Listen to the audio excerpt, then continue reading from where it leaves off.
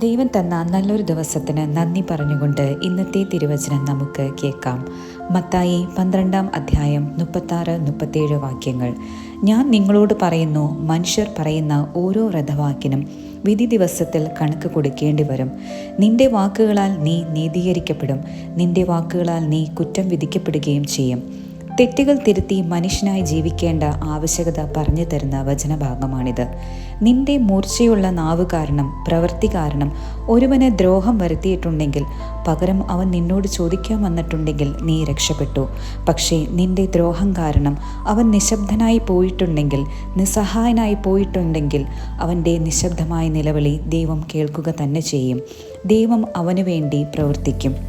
1 യോഹന്നാൻ 1-ാം അധ്യായം 9-ാം വാക്യത്തിലൂടെ പറയുന്നുണ്ട്, നാം പാപങ്ങൾ ഏറ്റുപറയുന്നുണ്ടെങ്കിൽ അവൻ വിശ്വസ്തനും നീതിമാനുമാകിയാൽ പാപങ്ങൾ ക്ഷമിക്കുകയും എല്ലാ അനീതികളിൽ നിന്നും നമ്മെ ശുദ്ധീകരിക്കുകയും ചെയ്യും. നമുക്ക് പ്രാർത്ഥിക്കാം. കർത്താവായ യേശുവേ, ദാവീദ് പുത്ര, പാപിയായ എന്നോട് കരുണയുണ്ടാകണമേ. ആമീൻ. വചനം നിന്റെ വഴികൾ വഴികാട്ടിയാണ്. നീ അനുഗ്രഹിക്കപ്പെടും.